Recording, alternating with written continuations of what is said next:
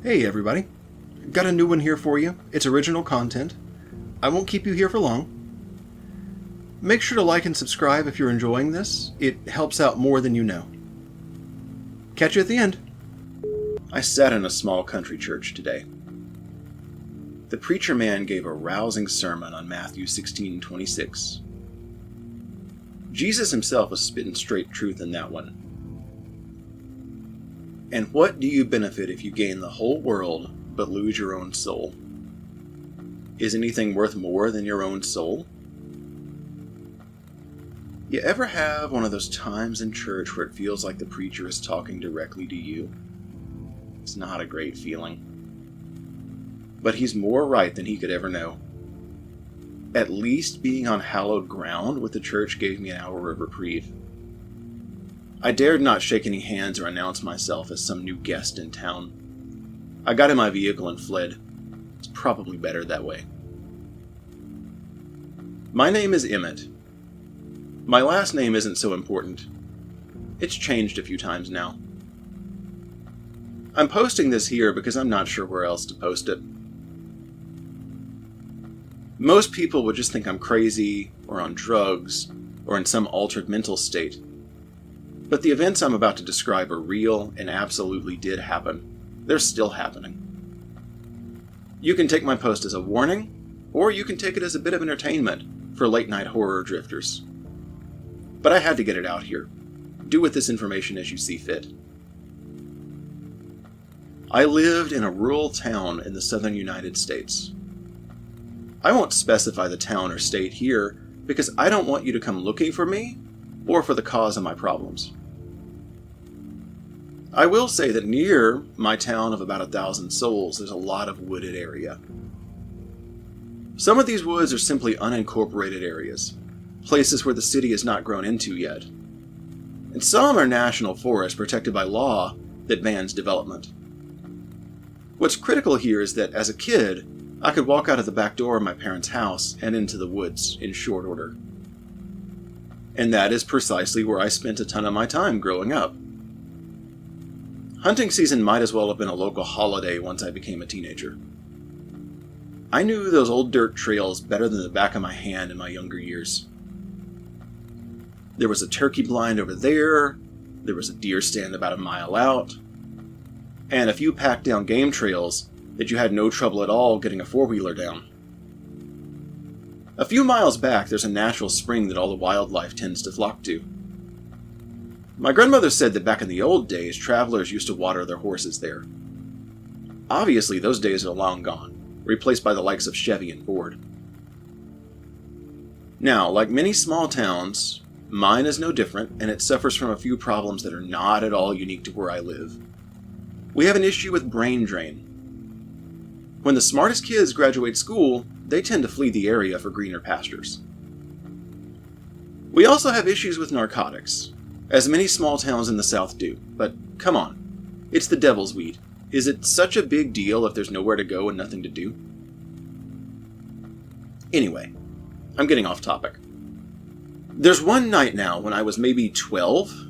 It was around Christmas time, during the dead of winter.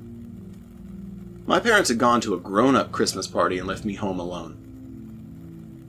Sometime late at night when the TV had started to show paid programming, boredom had gotten the best of me, and I decided, it's time to hang it up and go to bed.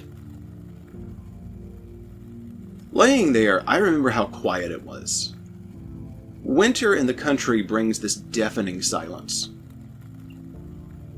After a few minutes, though, I heard what I thought must be a radio in the woods. It was sort of like music. My parents had given me very strict orders to keep the doors locked and to not go outside or open up the house for anyone but them. And, I tried to be a good kid. So I tried to honor their request. But gazing out the back kitchen window, I could swear I saw orange flickering lights in the trees. My curiosity got the best of me.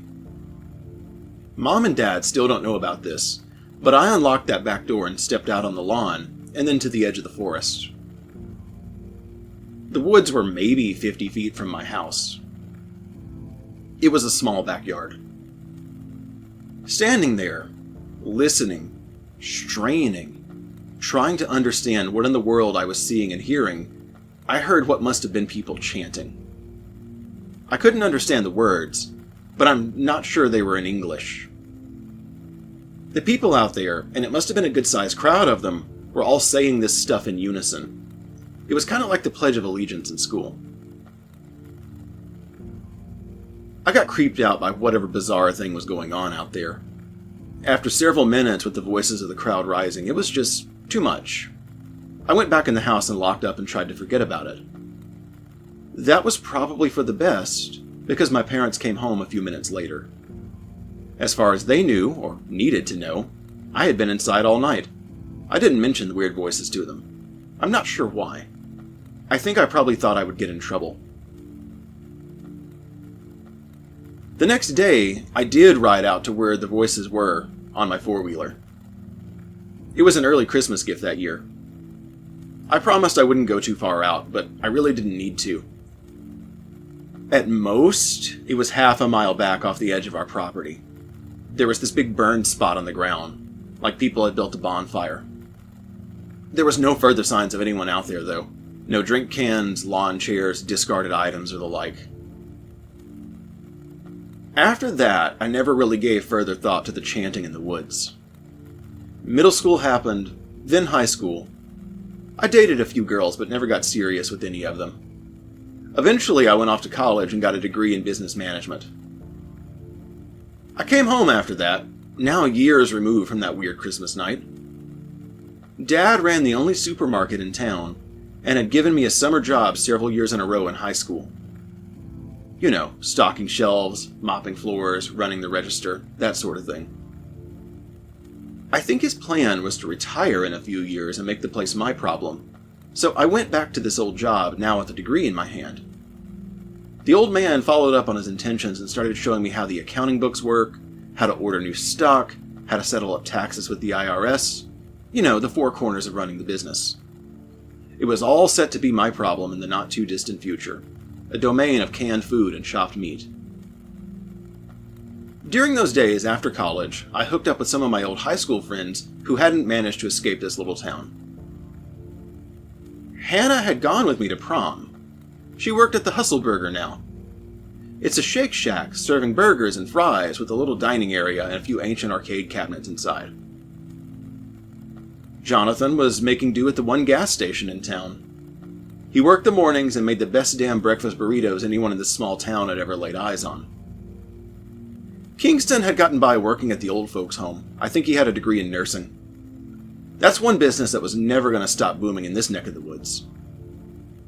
We'd get together on weekends, or what was tantamount to our weekends, with air quotes. Working retail, days off are typically more like a Tuesday or Wednesday in the middle of the week. During all of this, I got my first real place to call my own. It was about 6 months into being back from college and reprising my old role as the grocery store guy. I guess officially assistant manager now. I saved up enough money to make a down payment on an old house. By living with my parents, I skipped the apartment renter stage of life entirely. Well, that, and we're in the middle of nowhere, so property values are dirt cheap, of course. I'm pretty sure the bank just wanted to get rid of this place, because even for the cheap property out here, it was a steal. It was a bit dilapidated and needed a ton of work, though. Refining the old place happened a room at a time. Rip out some ratty carpet over here, fix a busted window there, scrape paint off of a room at a time and repaint it. It was hard work, constant renovation. But, you know, eventually I got 2 or 3 inhabitable rooms, the living room, the kitchen, and a bedroom. At that point, I could start having my friends over after work to drink beer, or go out in the front yard and build a bonfire. It wasn't much, but it was my little chunk of this world. As we talked about old times, Kingston brought up those old hunting trails.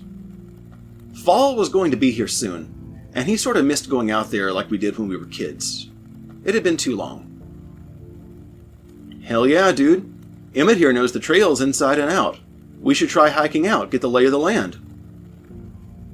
Jonathan kind of laughed, and Hannah gave me a smile over her beer bottle. I guess I was voluntold. It felt nice to have this knowledge, to have this familiarity with the wilderness. It was an asset I could share with my friends. It seemed rude not to share it. Yeah, okay. Maybe next time we get together, let's bring some bottled water in the drink chest instead of beer. It's still sort of hot out here. Make sure you wear good shoes, and we can check out the back country behind this place. I don't think I have any neighbors in that direction for several miles. The woods swayed in the soft August breeze as if beckoning us beyond the lights of our fire. Midweek, or my midweek, I suppose it was Friday, the truck dropped new parts on my doorstep. Miracle of miracles, Amazon had actually managed to deliver my new toilet and bolts and wing nuts and wax seal all at once. How on earth did they get it here at once? That never happens. After shutting down the grocery store for the night, I was kinda happy because I was off from work, but also a little stressed that my day just got longer. So I dragged this brand new heavy porcelain throne into the house, and I popped open a quick off-brand energy drink for liquid confidence in a can. And then I got to work, under cover of darkness, replacing the old toilet. It was this ugly pink plastic thing from the 1970s.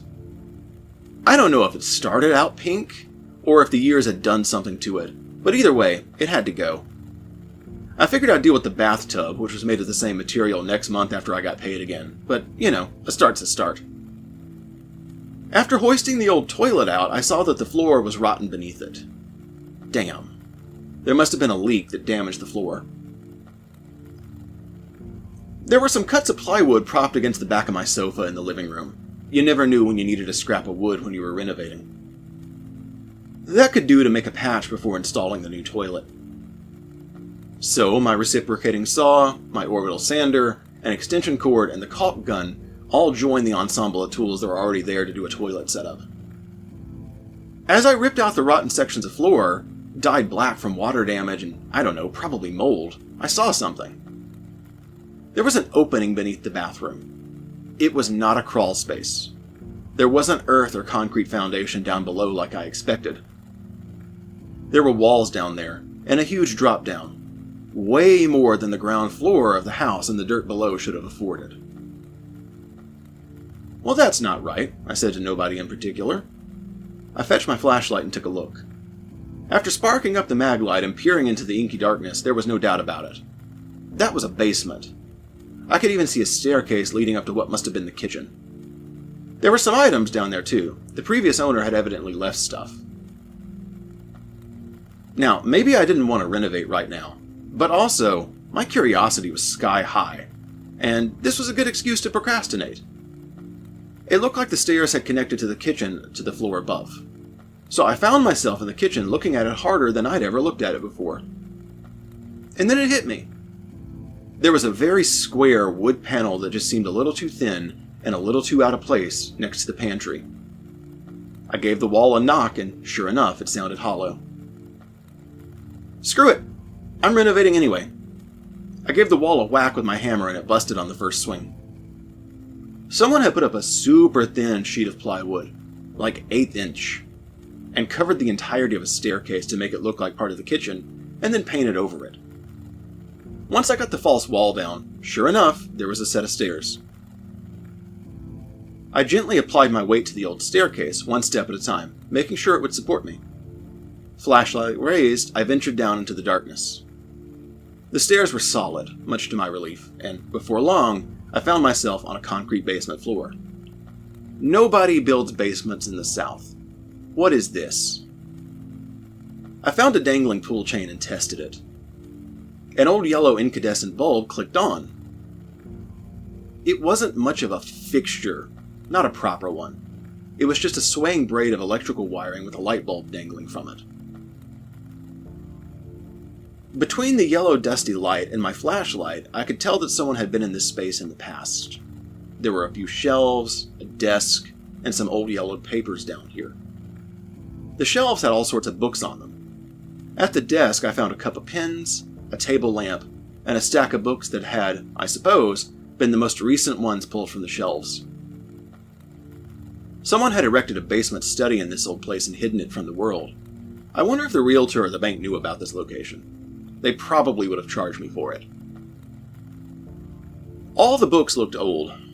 Maybe the newest of them was from the 1960s.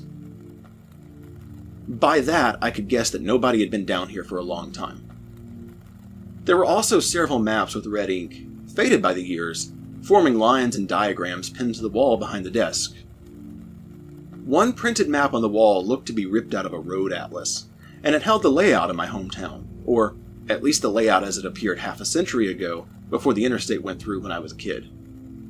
It was recognizable, if outdated. Someone had gotten up to a mix of geography and history in this old basement. Well, seeing all of that was more information for me to process. But, it was late and I needed to finish what I started. I made a mental note to check this place out tomorrow. Something about a weird, secret below-ground room at nearly midnight just didn't seem like a great idea to linger in. Daylight would make it better, I'm sure. I made my way back up the old stairs, I finished the floor patch in the bathroom, got the new toilet installed, got the old one set out on the back porch. Everything was cleaned up and I was ready for bed a little before 2 a.m. I don't remember much about the next few nights, other than really vivid nightmares.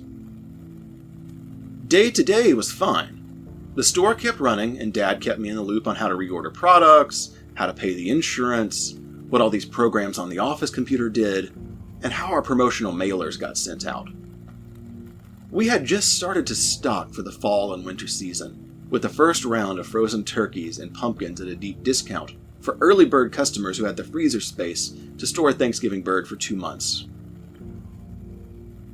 Well, that was great, but every night I'd wake up in a cold sweat around 3 a.m. The nightmares were vague. I could never remember them. After the third time that happened, it started to get on my nerves, so I got a notebook and placed it next to my bed. Someone on YouTube had recommended keeping a dream journal. That was no good either. The instant I was back in this waking life, there was no recollection of what bothered me so much in my sleep. I vaguely remember something about a shadow. Anyway, come midweek, I was glad to see my friends again. I had almost forgotten about our little get-together until Hannah sent me a text with a picture of a cooler of bottled water ready to go. Oh, right. So I got my old machete and hiking boots from my parents' place after work. I was glad the shoes still fit. The blade wasn't so much so for protection, it was pretty dull.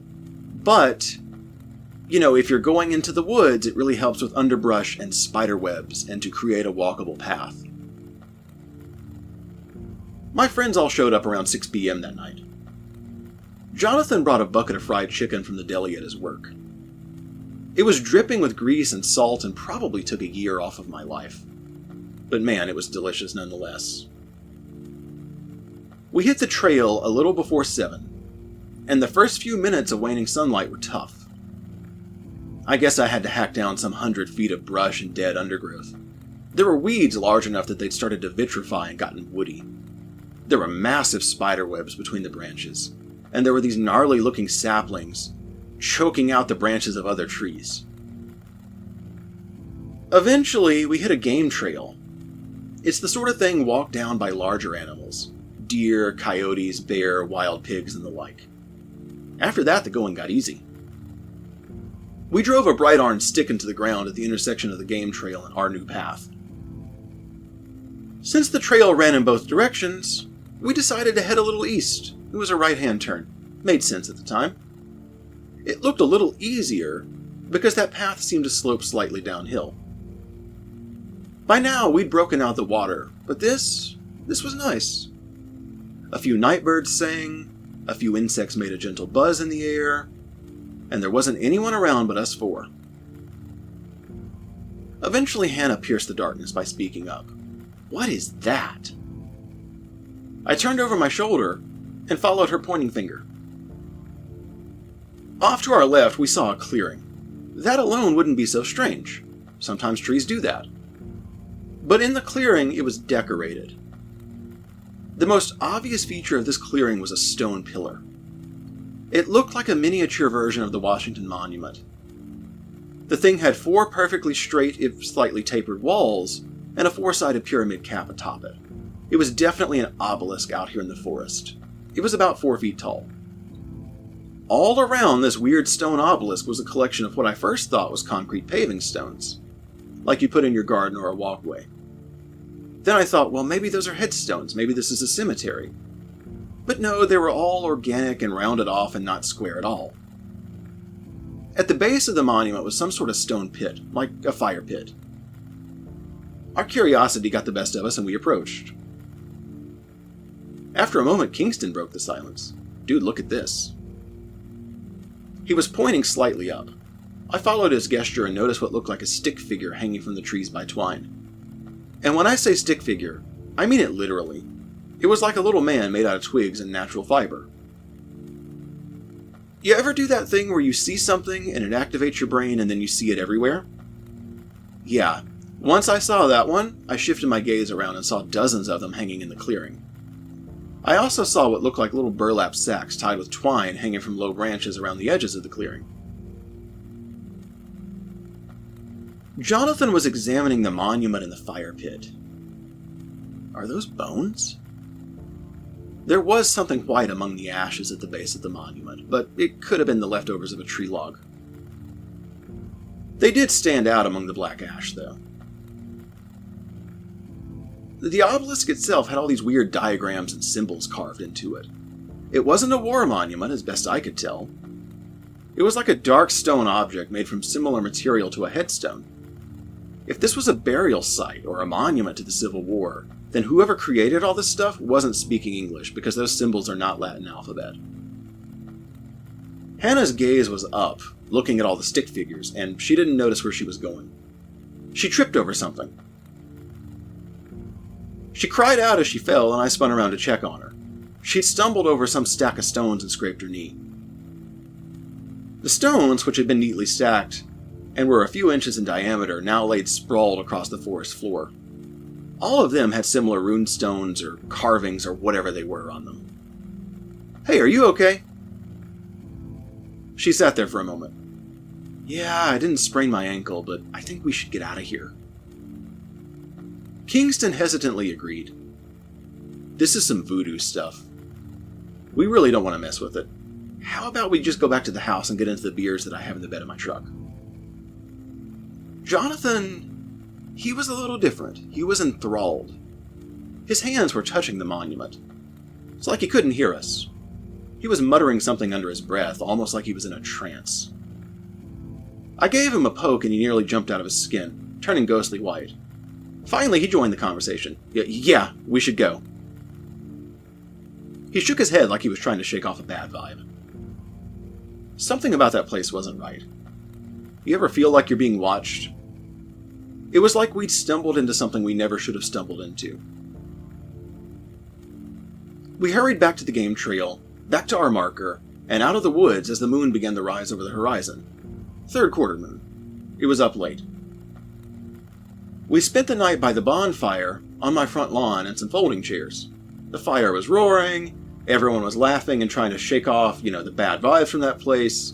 We were trying to scare each other a little bit with some improvised ghost stories, and we were all trying to act a little less unsettled than we really were. A little after midnight, once the beers had been drank and metabolized and my guests had sobered up, everyone broke off one by one and went back home. I didn't even think to show them the little secret room I'd discovered in the basement. I figured one weird thing in one day was enough.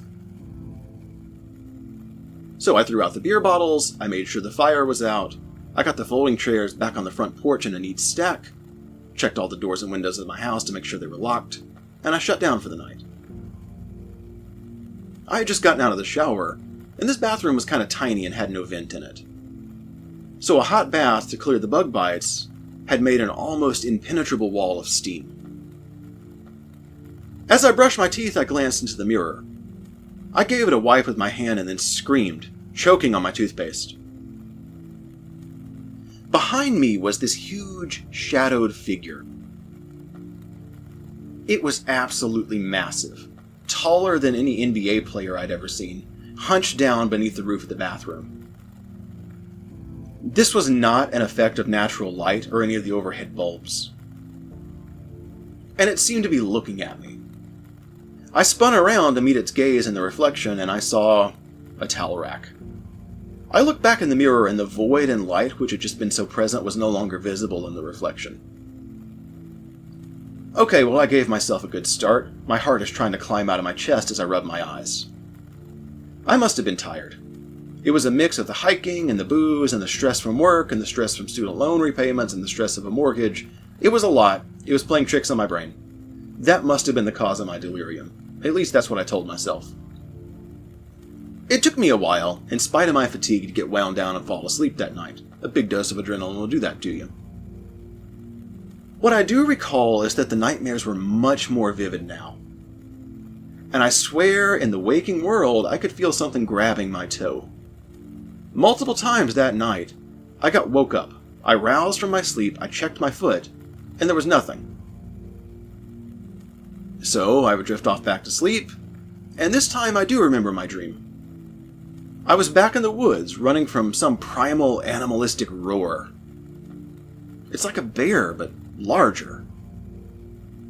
Behind me was the clearing with the strange stones. It seemed like no matter how fast I ran in this dream, whatever was chasing me always seemed to gain ground. Between the phantom sensations of having my foot touched and these unsettling nightmares, well, not a lot of sleep happened that night.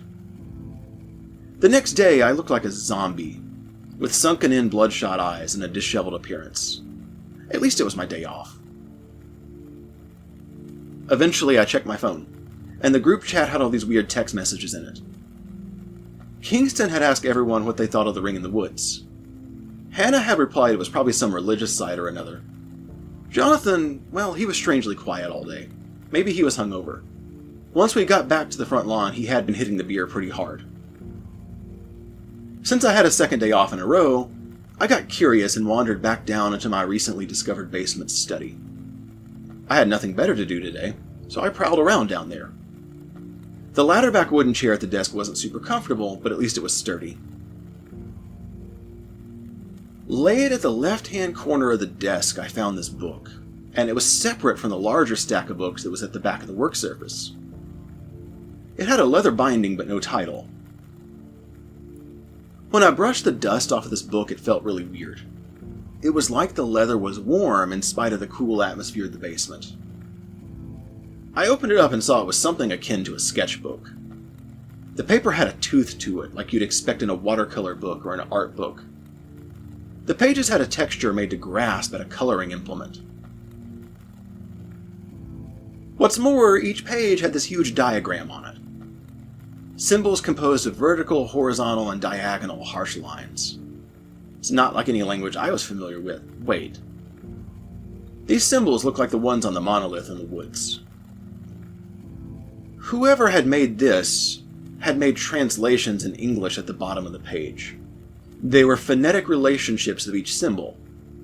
One symbol per page, and then a breakdown of the symbolic meaning and pronunciation. It was like an entire code in this book. I don't know how long I sat turning the pages, but I mouthed the meanings quietly as if I were fixated. Creation. Destruction. Drain. Ward. Supersede. Blessing. Calling. Fortune. Suddenly I felt a hand on my shoulder. I grabbed it and jumped from the chair in a scream. There was an old man in my basement. He had short gray hair and a stubbly beard. And he was wearing something that looked like red occult robes. His eyes were blank and hollow, with no visible iris or pupil. It was like the eyes of a corpse. Yeah, to get away from this dude, I fell out of the chair and crashed to the concrete foundation below. I jumped up to my feet and backed away, holding an ink pen in my fist for whatever protection it might offer, like a crappy knife. But the dude was just gone. It's like he hadn't existed. But I knew what I had seen. I tore my house apart looking for this guy. All the doors were locked, all the windows were closed. Nobody in the basement, nobody in any room. Nobody behind the shower curtain, or any of the window drapes, or in any of the closets, or under the bed. It was a pretty rigorous search. Nah, this was too much. I grabbed my phone to call one of my friends. As I reached for it, the phone began to ring on its own and I nearly dropped it. It was Jonathan. I picked up, and I was glad to be on the line with somebody that I knew in this particular moment. Hello? Dude, can I come over? He sounded bad. I almost wondered if I sounded frightened given recent events. I took a breath before speaking, trying to calm my nerves down. I didn't want to sound crazy or spill my guts. I said the only thing I could come up with. Yeah, sure, I'm here all day. Okay, see you soon. And with that, he hung up. Well, whatever. At least I wouldn't be alone in here with the freaky old guy. And it sounded like Jonathan had a lot to talk about. I kept making rounds in the house for the next 20 minutes. I turned on lights, I checked, I double-checked, and I triple-checked each room.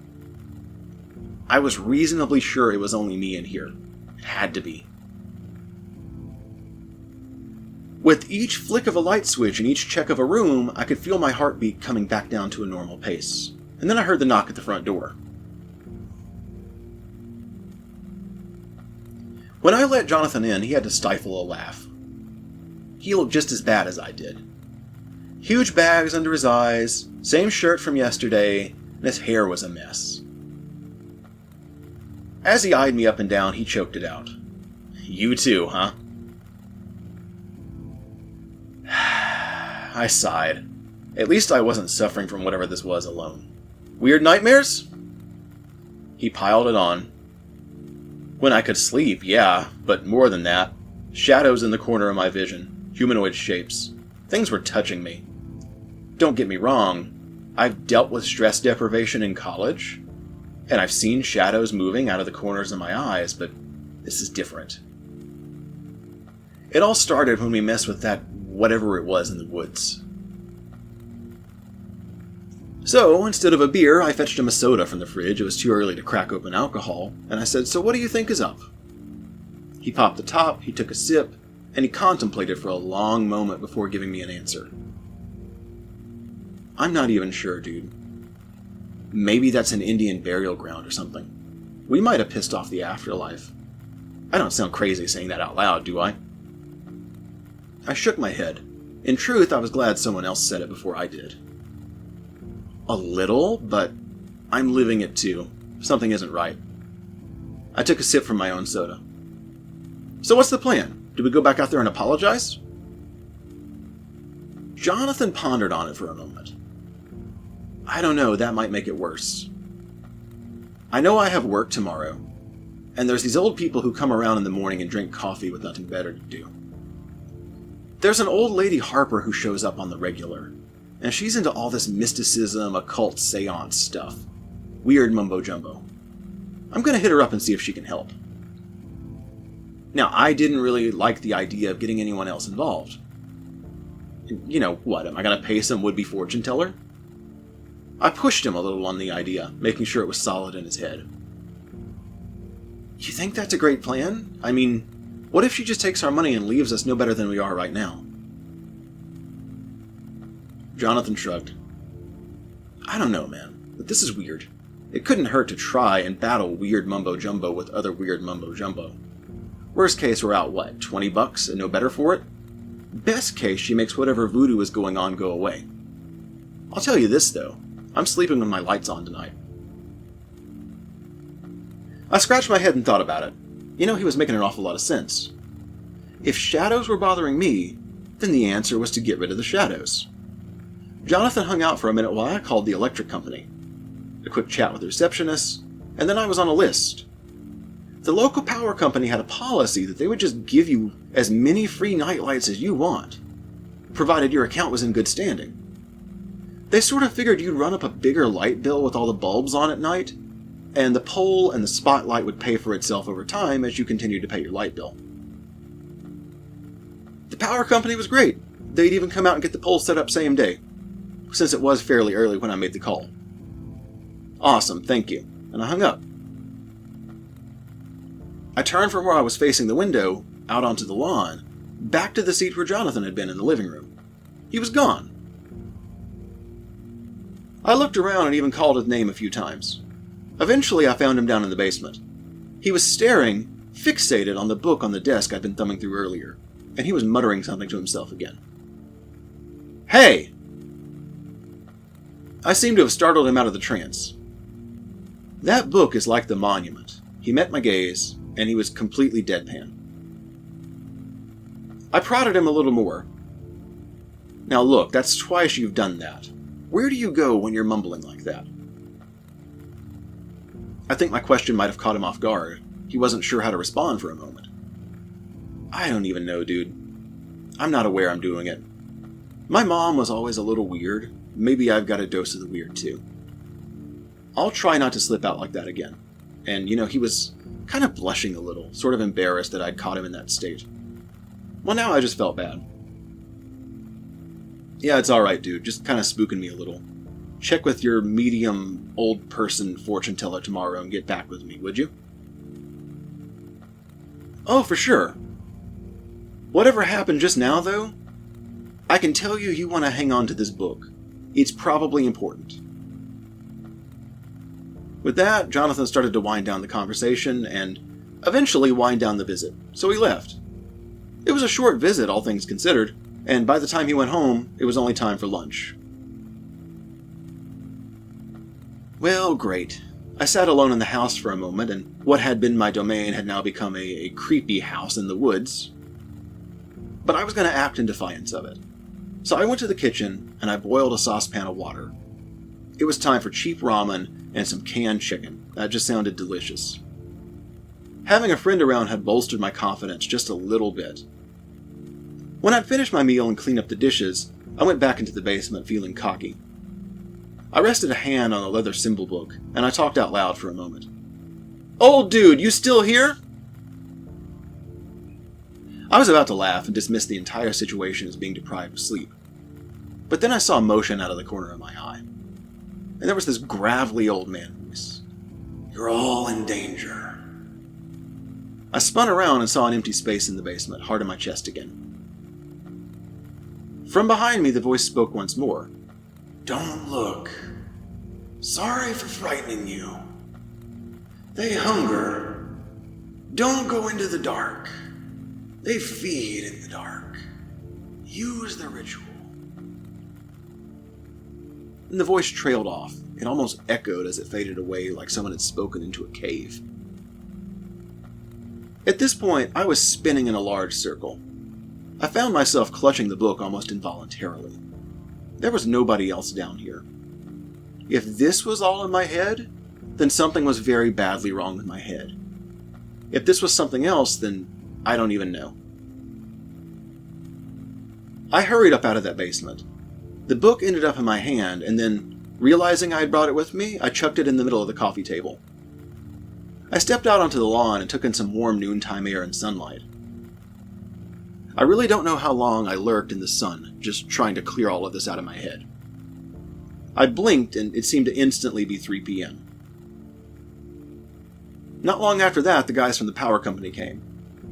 With shocking efficiency, they plopped a pole both in the front and backyard, and they connected these great big bulbs to my electric meter, and then they roared out with their trucks in less than an hour. Done deal. Well, that'll get rid of some of the shadows. With nothing else to do, I decided to turn on some trash television. Soap operas, daytime talk shows. The kind of programming you would see on local TV when you stayed home from school sick or didn't have a job. In truth, I prefer to get most of my entertainment online these days. But the rabbit ears could pick up local television stations and see, the news and the weather. That was probably good enough. I think what was broadcasting was more noise than meaningful information to me. It was nice to have the companionship at least. If you ask me point blank, I can tell you the weatherman predicted rain this week. But if you ask me the day, I wouldn't have had a clue. I felt drained, fried, deprived of sleep. Everything just felt really surreal.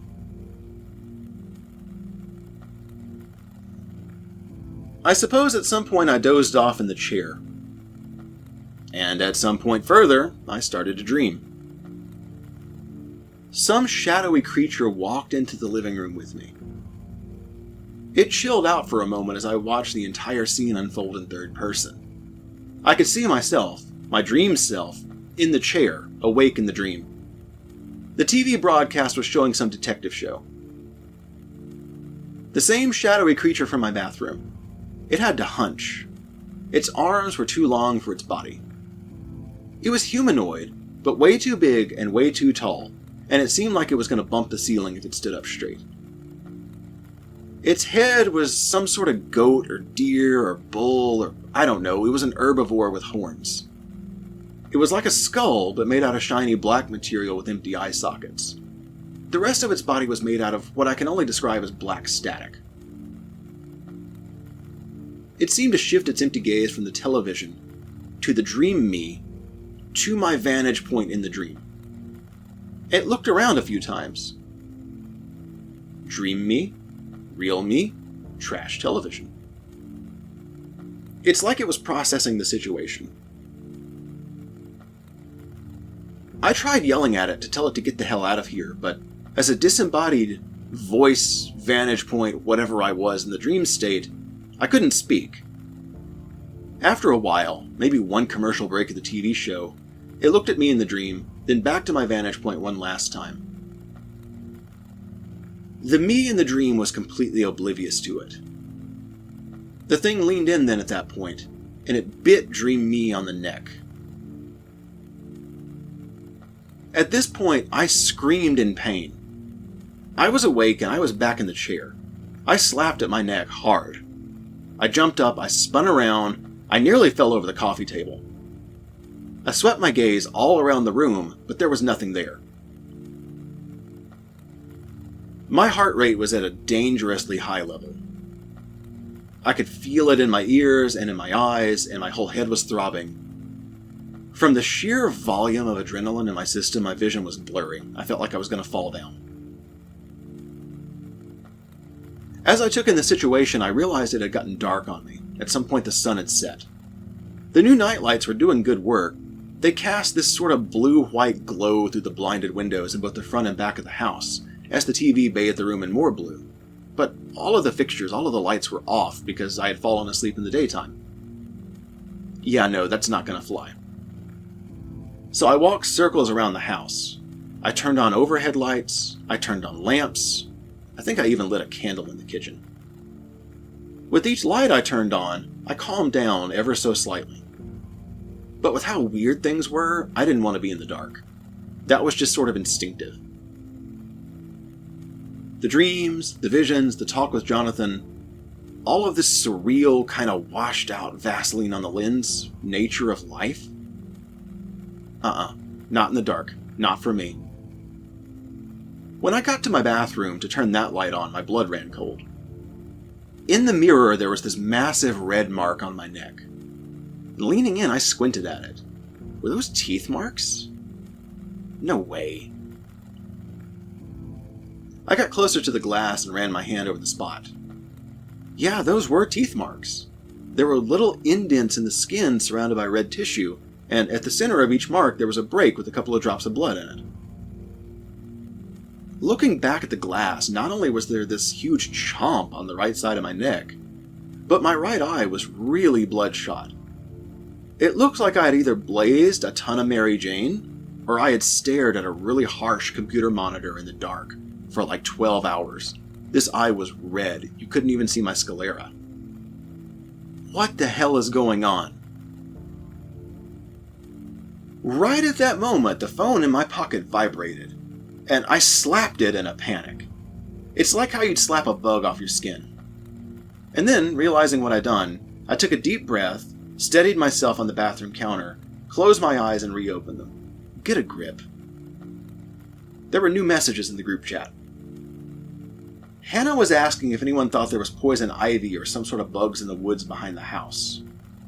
She had red spots on her arm with a photo that, honestly, kind of looked like a bite mark.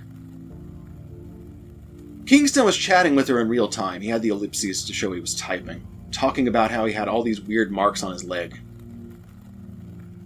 Jonathan had told the group to make sure that the night lights were working, without giving them any reason to whine. I sighed. No reason to jump in yet and cause a panic. I decided to let the group know I was alive, but not to stir any further stress. It is untraveled out there. We could have stepped in some sort of bug or poison oak. Keep a nightlight on tonight. Weird stuff on the news. And I hit send. After that, I got a quick shower, trying to slow my heart rate. I ran cool water this time, and I tried not to steam up the bathroom too badly, just because I didn't want to give whatever the shadowy things were a chance to pop in and say hello once more. I got toweled off, I hurried to my bedroom. The new nightlights were casting a blue glow through both sides of the master bedroom. Well, great, but that's still not enough. So I fetched a reading lamp from the living room and I sat it on the floor in the center of the carpet and plugged it into the wall. I switched it on and it added a soft orange glow to the room. I remember feeling really stupid that I needed a nightlight in my 20s. Given how weird this all was, though, nah, it's not time to worry about what anyone would think about me. That night with the lights on was largely uneventful. For the first time in a while, I actually got some sleep. I do recall that night from my childhood with the chanting. I'm not sure why my mind drifted off to that moments before I went to sleep, but it just suddenly seemed so much more relevant. Anyway, the next day came and I got up and went back to work. I would say this day sort of melted in my mind. I found it was really hard to focus, in spite of being well rested. When I got home from my shift, I got a text message 2 minutes later from Jonathan. I barely had time to click on some lights and lay my keys on the table next to the door. Dude, I talked with her. She wants to come over tonight. Are you busy? I sighed. I was too exhausted to entertain some would-be psychic. But then my hand rubbed across my neck and I winced at the pain of the bite. It still felt fresh. This was like a nasty-looking hickey now. I debated in my head for a bit. Then I opened the Messenger app. Sure, dude, send her over. You coming? About 10 or 15 minutes later, there was a knock at my door. Hannah and Jonathan and the old woman were here. The old lady, she had this weird bouffant hairstyle, like a fluffed-up pumpkin on top of her head. She was no more than 5 foot tall, and she had a very frail, very pale build.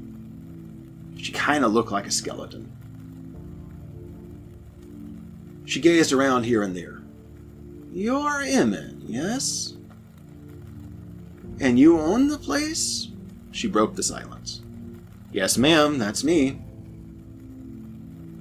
At this point, she took a seat at the kitchen table and opened up this messenger bag she'd brought in over her shoulder. She got down into the thing and came up with candles and incense. Your fourth is stuck at work. This will do. No charge. I'm not doing some reading or contacting the other side. This is heavy. Please, come, sit. She gestured around my kitchen table. My friends and I exchanged skeptical looks, but we all eventually took a seat at that table. Finally, Jonathan broke the awkward silence. You say this is heavy. What's heavy? Old Lady Harper took a deep breath. You four may well be in danger. She whipped her hands around in the incense smoke, gesturing at us. Well, the 3 of us who were present, at least. Confirm for me. Nightmares? A sense of disconnection from the world like a waking dream? Unexplained bites or scratches? Unexplained shadowy figures in the corners of your vision? And the effects abate when the lights are on? And this is a sudden onset of shared effects from a shared event. Do these symptoms sound familiar? At this point, I was in full skeptic mode. We exchanged glances, and then I narrowed my glare at Jonathan. How much did you tell her exactly? Jonathan shook his head. Not this much. I just told her it felt like I was being followed by something, and she got all battle ready and started fetching supplies and asking to come over. Old Lady Harper continued.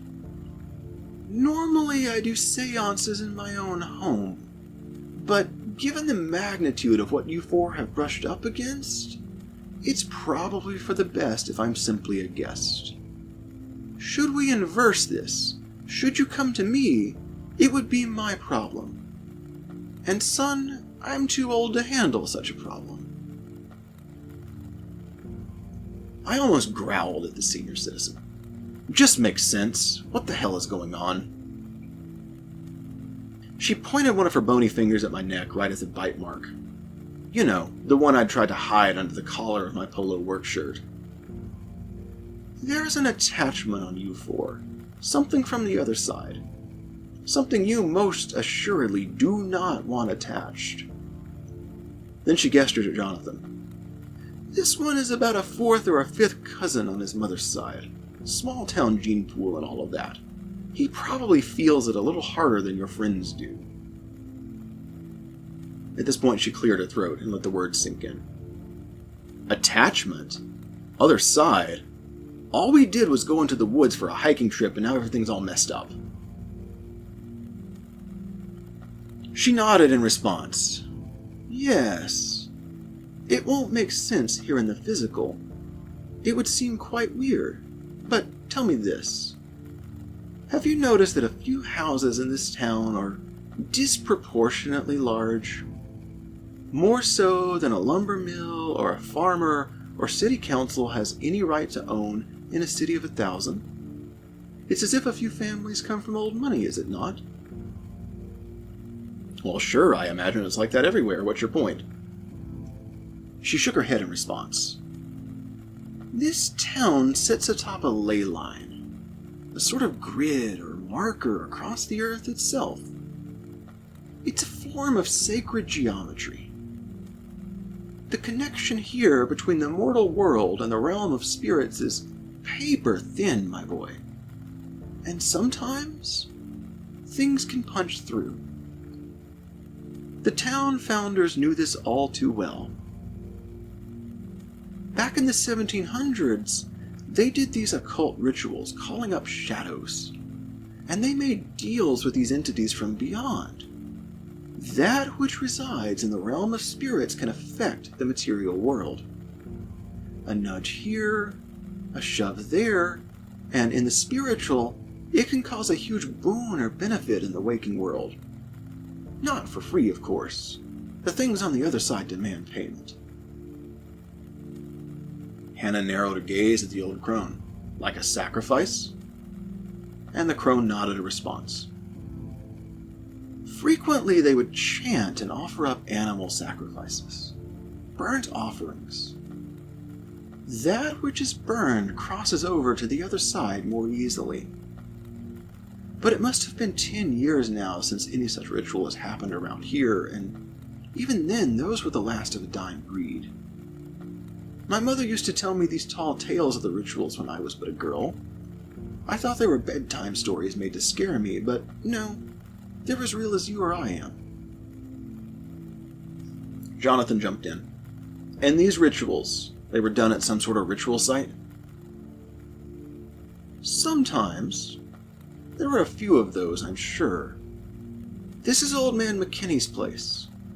He spent his life studying the ley and how to appease the spirits. I would not be surprised if he constructed some sort of offering or appeasement site on his property. He used to visit me on occasion when he was still among the living, and there was always this weird attachment about him. The same attachment I sense about your group. We sat in silence for a bit, and finally I broke it. Look, this is all so weird, and I'm still kind of a skeptic, lady. Can you do any of this spirit realm stuff and give me some kind of proof? To my request, the crone simply laughed. All right, my boy. Are you sure your name isn't Thomas? Because you're pretty good at doubting. She leaned over the table and came back with 2 handfuls of candles to add to the array of candles she'd already set up. Then she came back with a box of matches. Light these up. I'll see if George wants to speak tonight, but I'm not opening myself up to the other side unless we have a safe circle with plenty of light. My friends and all looked at each other sort of funny. But then, we didn't have any other option, so we lit the candles. We arranged them in a circle around the table. Once she was satisfied, Old Lady Harper gave us a nod of approval. She held out her hands and asked us to form a circle. Upon doing so, nothing too interesting happened for a couple of minutes. It was like an awkwardly long pause. But then the crone's eyes rolled back into her head. She opened her eyes and looked right at me.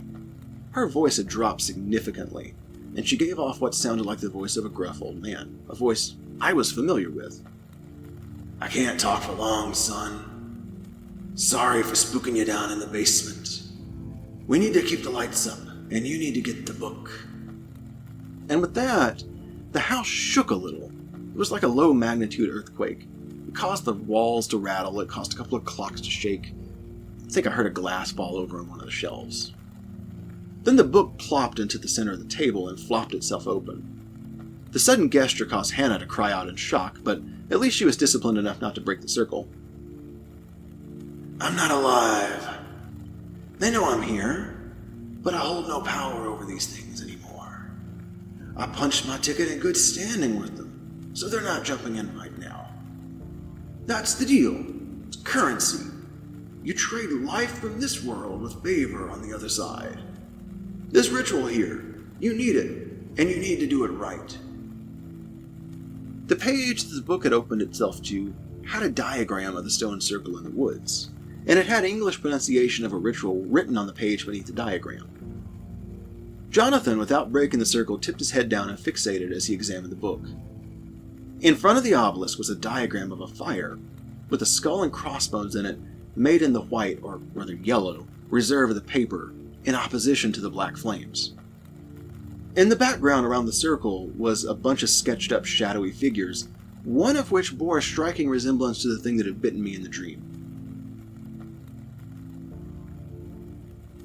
"Put something living in the burn pit. Recite the ritual and ignite the flames. They'll come. You need to do this the first time on a new moon, on the darkest night. That's in a few days. It's a show of authority to walk into the middle of the shadows without any fear in you. They favor the bold. If you're afraid, if you botch the ritual, if you don't pay them for appeasement, well, they'll feed on something, probably you and your friends. You bumped my ritual site, and now they can see you." I growled. "That's messed up, man. I can't just burn a live animal." The crone shook her head. "If the animal's in the ritual site, it's as good as dead anyway. I left a set of metal fur trapping equipment in the shed out back. Bait that. Use it. You need to hurry. Work in the daylight, but complete the ritual in the dark." And with that, the crone coughed and snapped back to reality. She wheezed and gagged and hacked and gasped. It was an awful noise. Finally, she gathered her breath and her eyes rolled back to normal. "George was a smoker for his entire life. That doesn't taste or feel great. Probably contributed to doing him in." Crone looked around half-dazed as she broke the circle with myself and my friends. She seemed oblivious to anything she'd just said. After a moment, Old Lady Harper began to blow out the candles and incense and put her kit away. "It feels like you know what you need to do. I should go. It's getting late. Jonathan, could you please give me a ride back to town?" She was like a miniature whirlwind. She packed her stuff and started heading out so fast I didn't realize it was even happening. Catching up to the situation, I walked my guests out. She gestured up at the huge LED nightlight that bathed my front lawn. "I think that's a good idea. Do more of that." And then the car crawled out of sight into the darkness. I was home alone with my thoughts. After a few minutes, I got a text from Kingston. He pinged the group chat. "Sorry, work was crazy tonight. We lost 3 patients since my shift started. Kinda hoping my lotto ticket pays off so I don't have to deal with this for much longer. It never gets easier. Hope you're all doing well." Well, it sounds like things are not going so great at the old folks' home. I sent a text back. No worries. Keep your nightlight on tonight. Still weird. Let's get together on your day off. Send. The next couple of days melted and blurred and mixed together in a sort of daze. I was just so checked out, trying to process everything that had happened. I pretty constantly saw shadows in the corners of my vision. But I was very adamant about being home alone before it got dark, except for the one night I had to work late and close the store. On that particular night, I hurried across the parking lot to my car under the overhead lights. Then, without any clue what else to do, I turned on all the reading lights in the cabin of my vehicle and drove slowly all the way home. I probably looked insane or like some crazy stoner to any late-night small-town cop, but I didn't much care about appearances at this point. Sure enough, the old dude had left a set of steel fur traps in his shed. I got my hands on them and loaded them with some chicken that was scheduled to be thrown out past its prime from the grocery store meat counter. There were a lot of traps, so I needed a lot of bird, and I didn't want to raise any kind of weird suspicions, so I got some stuff that was written off and slated to be thrown away anyway. I volunteered to take 2 large family-sized packs out to the dumpster and get rid of them, but then I slipped them under my work shirt and came back around to my car. I guess this caught Dad's attention. It probably looked like I was stealing because, in a way, I was, even though this bird was already off the books. Dad came out and confronted me next to my car just as I closed the trunk. But I had a trick up my sleeve for him, too. I had bought a pack of cheap cigarettes and a lighter from the customer service desk at the grocery store. When I stashed these drumsticks in the trunk of my car, I came face to face with Dad, and he had this concerned look on his face. I popped a cigarette in my mouth and sparked it up right in front of him. I'm not a smoker, and I never have been, so the nicotine instantly made me sick at my stomach. But I did my best to play it cool. Sorry, Dad. Didn't want you to see me smoking. Nasty habit I picked up from the band kids in college. Yeah, I never hung out with the band kids. This was a lie, too. I was a business major. And I can't imagine damaging your lungs with tobacco tar is super helpful if you intend to blow on a horn or a flute. Dad gave me a pretty obvious frown, but it seemed to get him off my trail for the plundered poultry.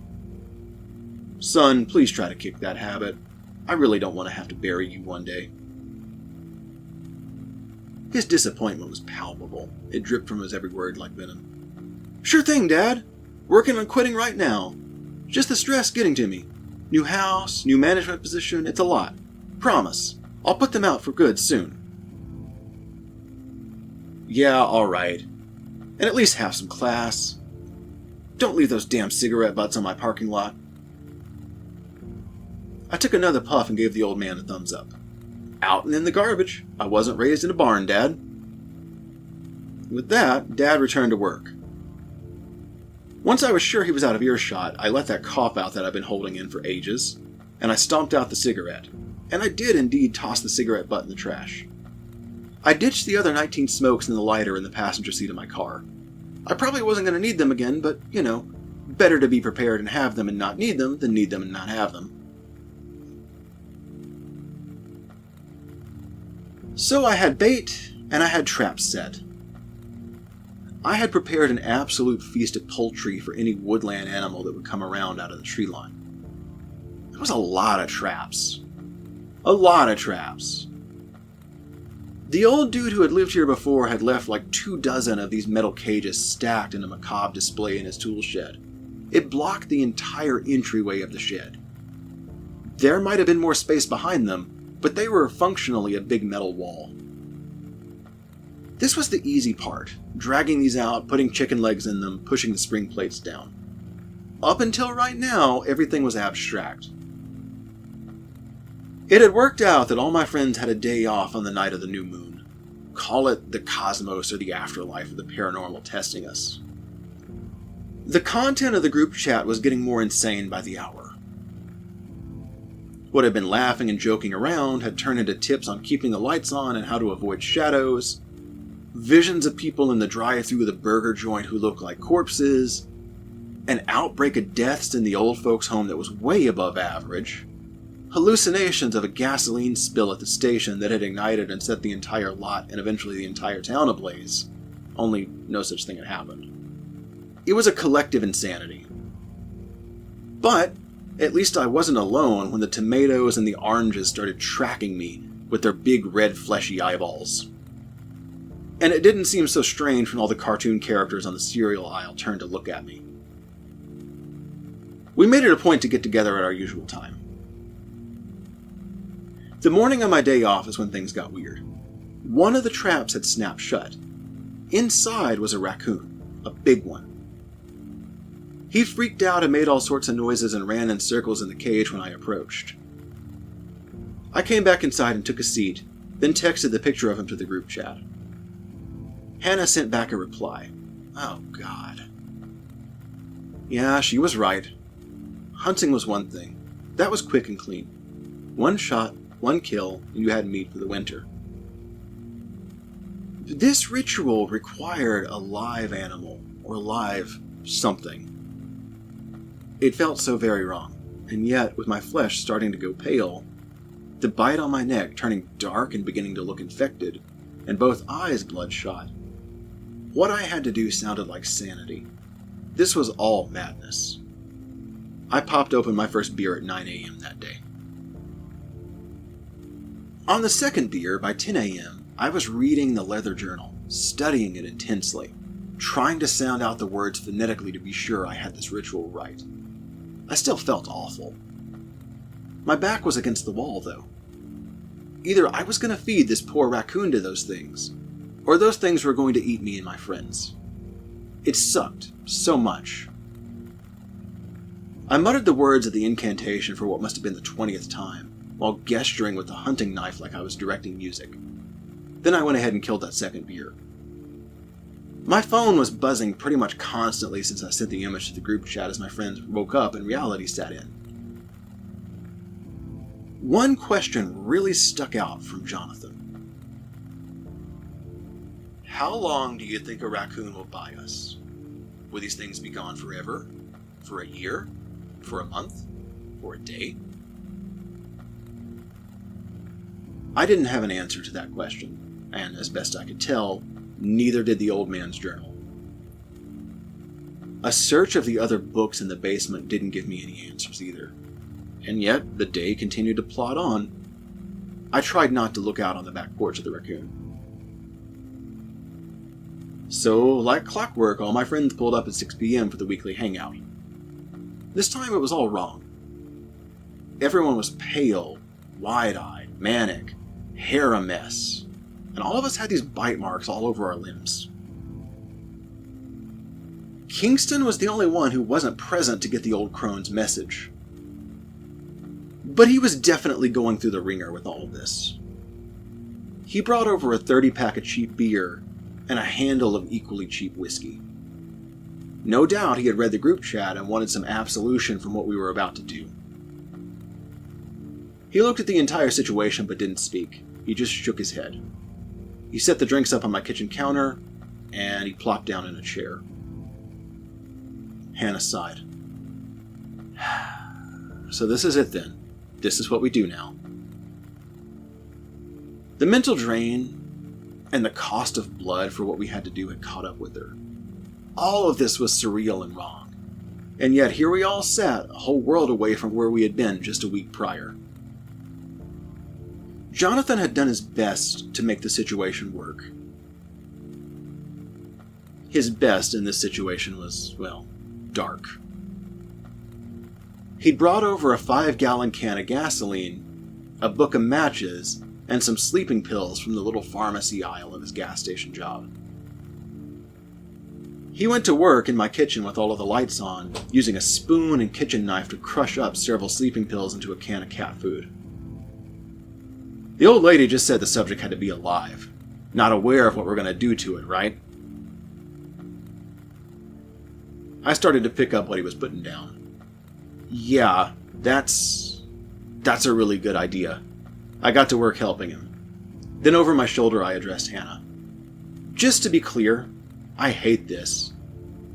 But you three are all having the same nightmares and bites and bad lucks and hallucinations that I am. If this makes it stop, then I'm all for it.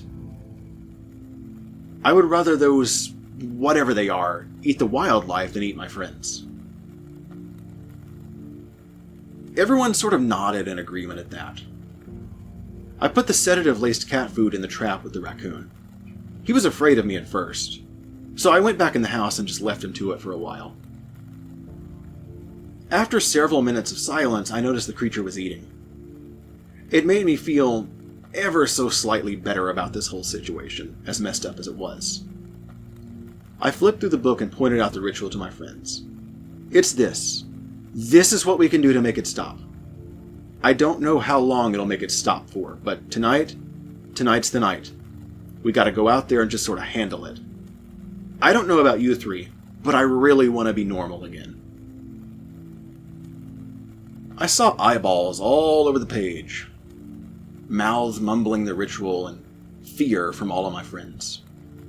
Truth be told, I didn't feel any better. But I had gotten them into this mess.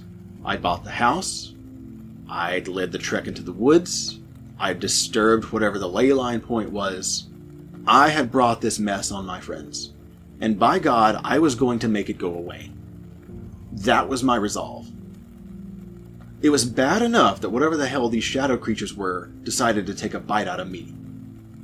But it was completely unacceptable for them to be tormenting my friends too.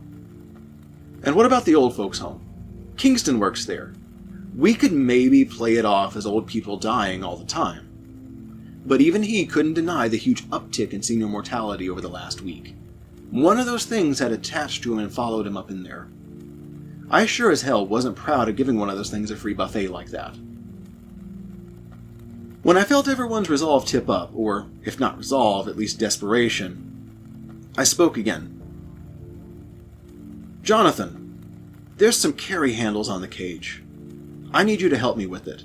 The old lady was clear. When we go out there, it can't be in fear. It has to be with resolve. It's like walking into a lion's den. Think about it like being approached by a bear. If you run, you're food. So strong jaw, tinge of anger, because I'm personally mad as hell about all of this, and I bet you all are too. Straight to the circle with purpose. We do what we do, I recite the words, and we get out of there quick when it's done. Then we go back to normal life. I waited for a moment and saw a series of nods. It was time. Everyone was on board with the stupid solution to a stupid problem. I think a week ago, if any of us would have told you that we were going to do something like this, we would have had that particular friend committed.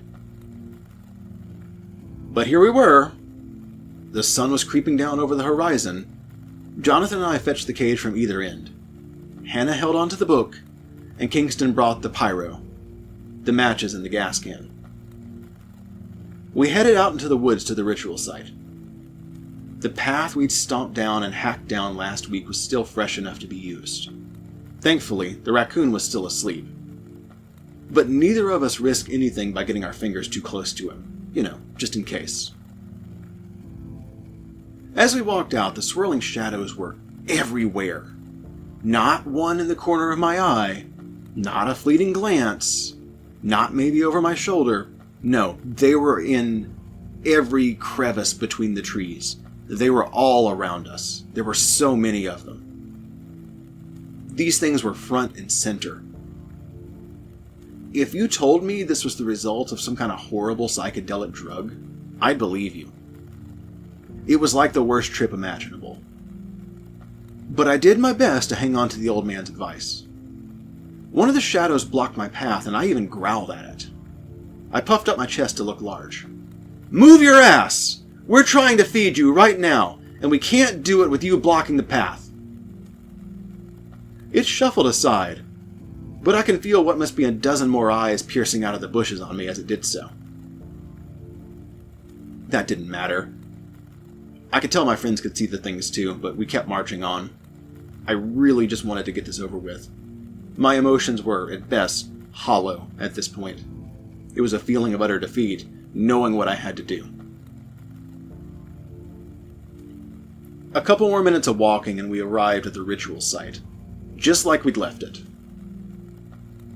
Jonathan and I set the cage up in the stone ring beneath the pillar. At this point, I took the book from Hannah and opened it. I rummaged around in my pockets and came up with an elastic headband with a small light on it. We didn't have much twilight left, and it would be pitch black darkness soon. A soft rain shower was moving in tonight, and it was a new moon.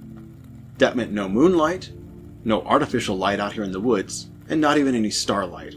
We were going to be alone in complete darkness with these things, which was on brand for how the ritual should work, but I needed to be able to read. Realizing I was being observed from all sides, not just by my friends, I cleared my throat. I do hope you'll forgive the light. I need to be able to read the incantation, and my eyes don't work in the dark like yours do.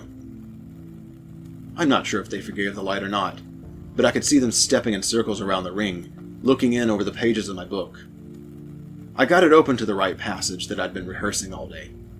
Maybe these things were just too hungry to care about a headlamp on my forehead. Jonathan took the can of gasoline from Kingston and doused the animal. It stirred a little, but was far too sedated to come around. Thank God for that. I hope we didn't give it too much of a dose of sleeping pills. What if it died before we finished the spell? I needed to hurry. I will now begin, and so I started to read aloud. I'm not sure if I was doing this right or not. It's not like you can study something like this in college. But I raised my voice and I spoke with authority. That's what they do in the fantasy books or Lord of the Rings when a wizard casts a spell. As I chanted the words of the ritual, I realized what I had seen in the forest all those years ago on Christmas break. This sort of thing had gone on around this stupid town for I don't even know how long. Chanting the words caused the symbols on the page to glow slightly, and what's more, the symbols on the obelisk also took on this strange green glow. It pierced the darkness ever so slightly. Once I'd finished the incantation, all of the symbols around this place, the stickmen, the rocks on the ground, the potuses from the branches, they all illuminated one by some unholy magic. I couldn't ask my friends to kill an innocent animal. So I took the matches from Kingston, struck one, and threw it into the cage, and then I looked away and averted my gaze. I think I heard the raccoon scream as the flames ignited, but then I heard something that entirely drowned that sound out. There was this massive roar, the sound from my nightmare a week prior, but even bigger now, even more in my face. To call it a roar really isn't even enough. It was like being in the middle of some heavy piece of grinding machinery that just got turned on. It was like being in the center of a lightning bolt and hearing thunder all around. It was deafening. It rocked the entire forest and nearly knocked me prone from the sound. It did knock a couple of my friends down and left me at my knees. We watched in horror as the cage was lifted and ripped to pieces, sending metal and shrapnel all over the forest. In the blink of an eye, both the raccoon and the trap were gone. Well, that explains why the old man had backup cages. God, was I going to have to do that now? Be some sort of sick fur trapper to appease a forest demon? What I do know is that when the roar ended, the flames and the runes had all gone dark. For the first time in a week, everything sort of felt peaceful. There wasn't this constant pressing adrenaline rush in my mental state. I cast my gaze around, but to tell the truth, I wasn't looking at my friends. They were getting upright. The beam on my forehead really gave my intentions away. I was scanning for threats. The shadowy creatures that had circled the ritual site all around us? Yeah, they were nowhere to be found. I broke the silence. It's done. Let's get out of here. I want that drink. My friends didn't speak, but I could tell they were in agreement. We walked back to the house. I can't attest to what they felt, but I had this huge guilt that hung on my shoulders. The words from the group chat, the pressing question, it still echoed in my mind. How long will this appease them for? I still had no answer to that as we made our way back into the kitchen through the sliding glass patio door. Everyone got together, and it was, I don't know, half an hour since we departed, maybe a little later. I tossed the book on the table. It felt dirty to handle it. Then I washed my hands and got some red plastic solo cups down. I began making Boilermakers on the spot. 2 or 3 ounces of whiskey and a beer poured over the top of it. These were triples. That's for when you need to drown a memory of something messed up that you just did. Nobody objected to that drink. My friends began to sip wordlessly, and eventually they began to chug. It was obvious they wanted to get out of this nasty cloud of guilt too. In truth, tonight was probably going to be the end of my social circle. I wouldn't be the least bit surprised if all of these people walked out of my house in a few minutes and I never heard from them again. And honestly, I wouldn't blame them. This was my fault. But no, after a few minutes, a second round of drinks came out. Then Kingston managed to do something I haven't seen him do all week. He put on a weak smile. Let's never go hiking again, Emmet. This got a nervous laugh from Hannah and a thumbs up from Jonathan as he turned his drink sky high. You have yourself a deal. I opened a beer and began to sip from the can. As I looked at my friends, the bite marks on their limbs vanished before my eyes. They had color again. I stepped into my bathroom and looked in the mirror. The teeth marks and the bruising and the black infected veins in my neck had vanished as quickly as they had appeared. I had gone from ghost white to normal pink tan skin tone again, and my eyes, they were no longer bloodshot, they were clear. When I stepped back into the living room, everyone was starting to lighten up. It was over.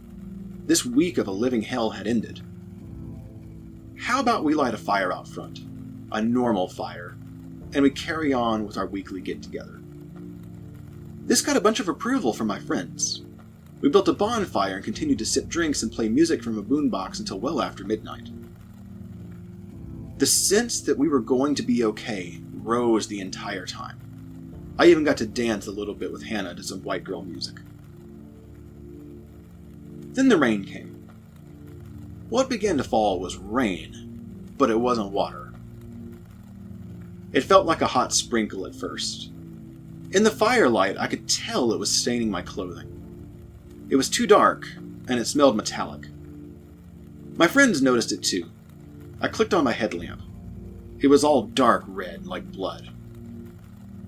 Suddenly, there was a crash of thunder and lightning. In the flash, I saw the silhouette of Old Man McKinney. He spoke to me that night for the final time. You didn't incite the off, paragraph boy. You'd better turn it off now since you've turned it on. As he spoke, the book floated out of the kitchen and out the front door and onto the front lawn. The book was wide open as it smacked me in the face. I had missed a paragraph, a page of the ritual. I began to read the lines frantically in the firelight as my friends were all wide-eyed at what was happening. What's Hannah's voice suddenly ended in a scream. One of the shadow things had picked her up into the air. In an instant, she was gone as the creature engulfed her. It had a sort of squirming midsection that went smooth in an instant as the thing stepped back into the forest. No! I stopped reading as Kingston and Jonathan began to convulse. They were being pulled into the darkness outside of the firelight. No, not like this, not like this, not like this. I began to chant the ritual, speaking words with cracks in my voice. I had missed a page of the spell. It was in fine print behind the diagram of the campsite. In spite of the authority I spoke with, I heard 2 muffled screams get cut short as the shadowy creatures consumed my friends whole and alive. Stop! I demanded at the top of my lungs. My voice was drowned out with another crash of thunder. The nightlights flickered in the storm and went dark as the weather caused a power failure. The drenching rain, if it was rain, put out the campfire in front of me. When I had finished reading, start to finish, pages 40 and 41 of the book, I was alone. My skin, my clothes, my hair, they were soaked in their entirety in what must have been blood. God help me I hadn't shut it down after I'd started it. The earth itself began to shake. I couldn't speak or hear anymore from all of the deafening roars all around me. If it was loud with the raccoon, this might as well have been a jet engine plant. The ground itself opened up in a series of sinkholes.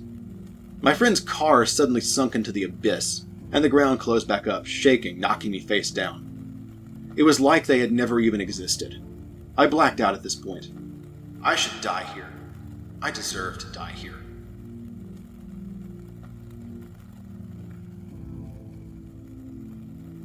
When I came to, I was alone on my front lawn. Birds were singing, and it was a new morning like nothing was wrong. I had the worst hangover of my life, and I was soaked from the crown of my head to the soles of my feet in blood. I retched. Last night's booze came back up, and it was much less pleasant this time around. After several minutes, I got to my feet, and a breeze picked up. A piece of paper smacked me in the face before I could even process what happened. It was a lottery ticket. And you know what? It was a winner. Worth some $600 million of blood money. I knew I could never claim it. People were missing. They were dead and they were beyond dead. And I was the last place they had been. What's that going to look like to the authorities? Those things had consumed my friends. Those bastards had eaten my entire social circle. But I understood in an instant how so many people in this town came to undeserved wealth and power. They had contacts on the other side. I knew, given the situation, I couldn't stay here. So I ran in the house, I showered off the blood, changed my clothes, and I packed a simple bag. I had underwear, 2 changes of clothes, and some toiletries. I got in my car and began to drive. The lotto ticket was in the passenger seat with the cigarettes, but there was no way I could cash it. Once I got out on the interstate, I pushed the pedal to the metal. I didn't bring my phone. I had to flee. I had to get the hell out of this small town and never show my face again.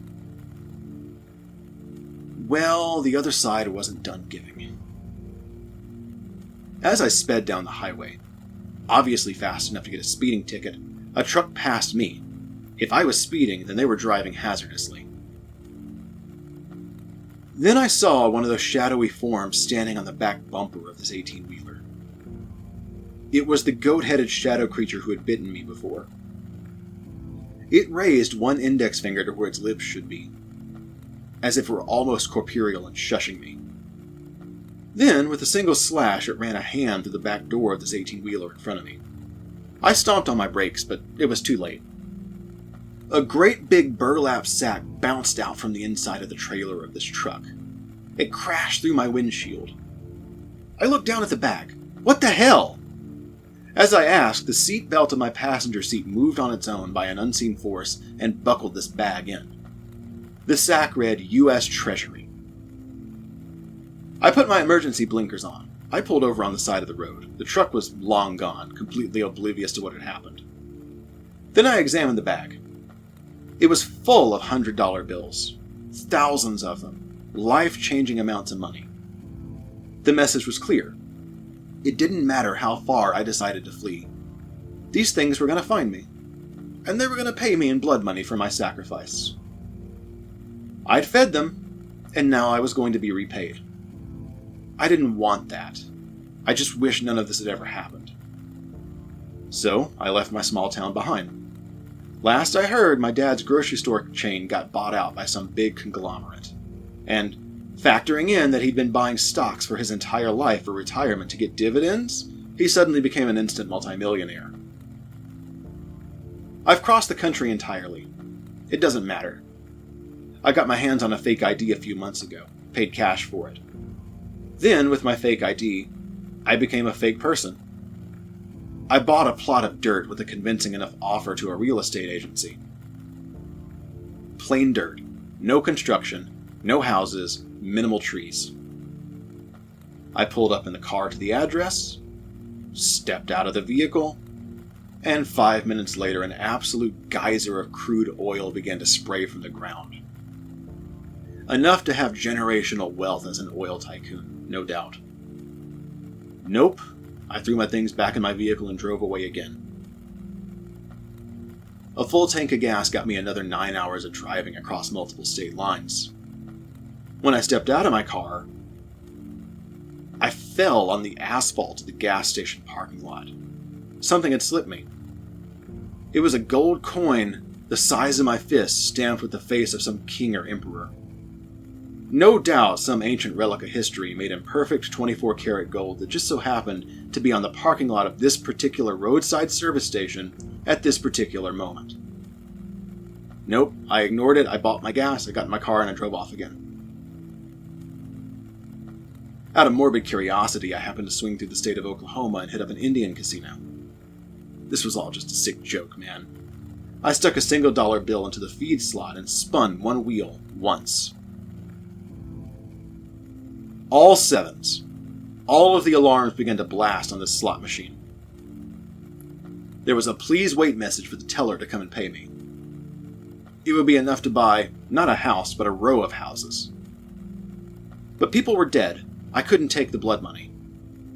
I elbowed the trunk on the stool next to me and said, "Hey man, it's your lucky day." And I turned around and walked out of the casino on the spot. I finally settled maybe 1,000 miles from my hometown for a few days. I'm in a no-tell motel in a town I won't name as I type this. When I woke up this morning, my luggage was so heavy it felt like it would break my back. I tipped it over on the bed and found hundreds of pounds of gold nuggets. Literally millions of dollars worth of gold. Screw it. I'll take this just to make them stop.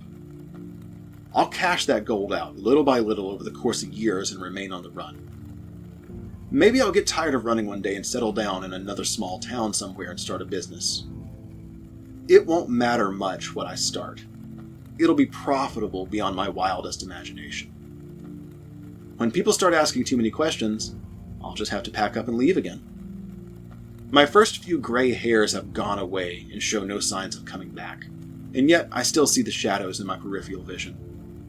I dare wager that I'm going to be running for a very long time. I never wanted this, and now I can't stop it. I'll bust hell itself wide open, and honestly, I deserve it.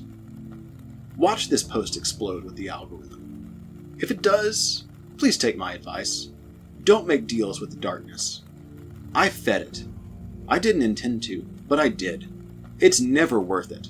No matter how much you think you want it, blood money will always be blood money.